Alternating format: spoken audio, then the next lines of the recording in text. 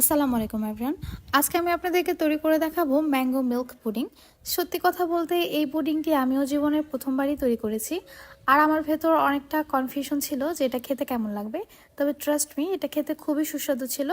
আমি যখন এটা তৈরি করেছি এবং খেয়েছি, আমি নিজেও অবাক হয়ে গিয়েছি যে এটা এতটা মজা কিভাবে হতে পারে। মাত্র কয়েকটা উপাদান দিয়েই এই পুডিংটি আপনারা অনায়াসে বাসায় তৈরি করতে পারেন। আর এই পুডিংটি তৈরি করে কাউকে খাওয়ালে সে অবশ্যই আপনার কাছে এই পুডিংয়ের রেসিপিটি জানতে চাইবে। যেহেতু এখন পাকা আমের সিজন, তাই ঘরে থাকা আমই এখানে কেটে নিয়েছি।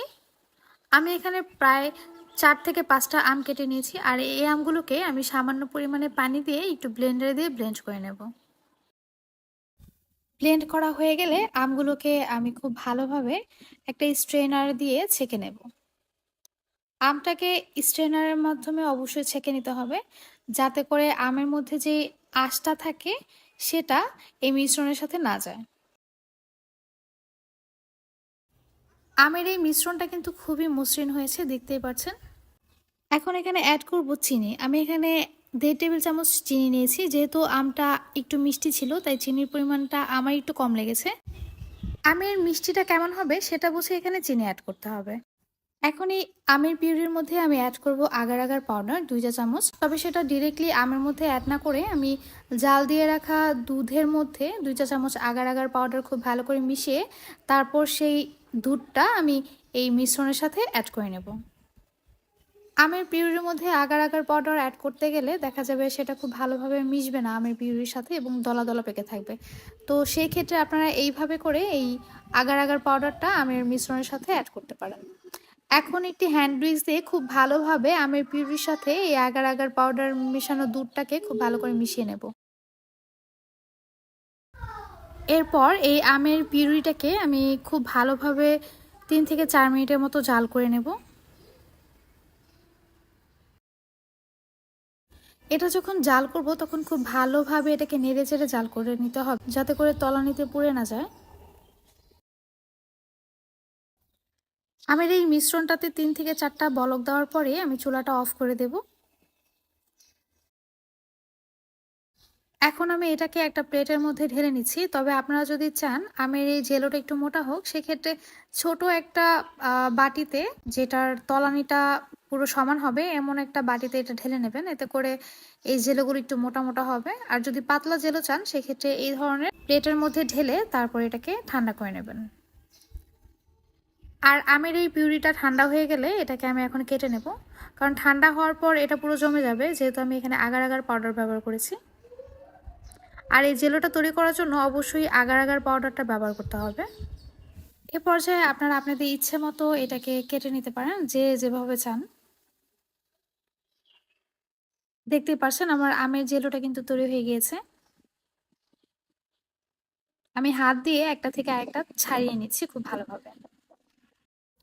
এখন পুডিং তৈরি করার জন্য দুধটাকে রেডি করে নেব। আমি এখানে 2.5 কেজি দুধ নিয়েছিলাম, আর এটাকে জাল করে আমি 1 কেজির মতো করে নিয়েছি।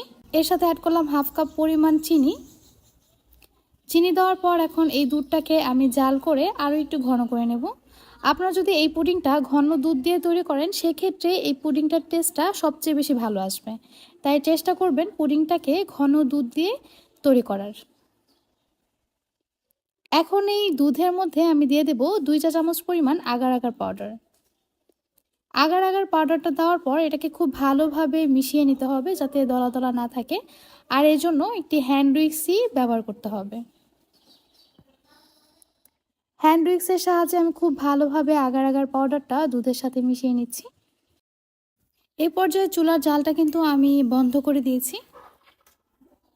আগার আগার পাউডারটা মেশানো হয়ে গেলে আমি চুলার আঁচটা আবার জ্বালিয়ে দেব এবং এটাকে আরও 2 থেকে 3টা বলক দিয়ে নেব। এর মধ্যে দুধটা কিন্তু আরও বেশি ঘন হয়ে যাবে, আর দুধ থেকে ঘন দুধের একটা সুন্দর স্মেল বের হবে। এখন চুলাটা অফ করে দেব।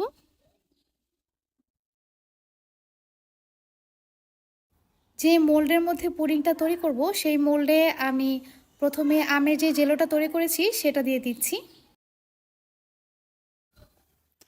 এরপর দুধটা গরম থাকা অবস্থায় এই পুডিংয়ের মোল্ডের মধ্যে আমি ঢেলে দেব, আর এটাকে খুব ভালো করে সেট করে নেব।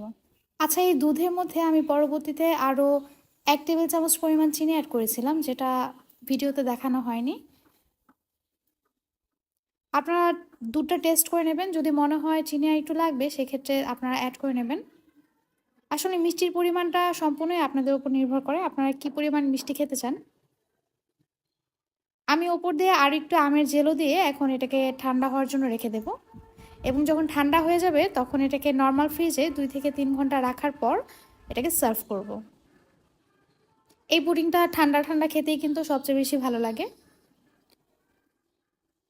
নর্মাল ফ্রিজ থেকে 2 থেকে 3 ঘন্টা পর নামিয়ে নিয়েছি, এখন এটাকে কেটে আমি আপনাদেরকে সার্ভ করে দেখাচ্ছি। ওয়াও! এটা দেখতে কতটা আকর্ষণীয় মনে হচ্ছে। এটা খেতেও কিন্তু ভীষণ মজার। তবে অবশ্যই এই পুডিংটা ঘন দুধ দিয়ে বানাবেন, তাহলেই এই পুডিংটা খেতে সবচেয়ে বেশি মজা হবে। আশা করছি আমার এই রেসিপিটি আপনাদের খুব ভালো লেগেছে। আর আমার রেসিপিগুলো ভালো লেগে থাকলে অবশ্যই আমার চ্যানেলটি সাবস্ক্রাইব করে যাবেন এবং লাইক, শেয়ার, কমেন্ট করে আমার পাশে থাকবেন। আর যারা ফেসবুক থেকে দেখছেন তারা প্লিজ আমার পেজটি ফলো করে যাবেন। পাকা আম ফুরিয়ে যাওয়ার আগে এইভাবে একবার হলেও পুডিং তৈরি করে খাবেন। আপনার বাসার সবাই কিন্তু বেশ খুশি হয়ে যাবে এবং ছোটরাও কিন্তু এই পুডিংটা ভীষণ পছন্দ করবে। আজ এই পর্যন্তই, আবারও চলে আসবো নতুন কোনো রেসিপি নিয়ে। ততক্ষণ পর্যন্ত সবাই খুব ভালো থাকবেন। আল্লাহ হাফেজ।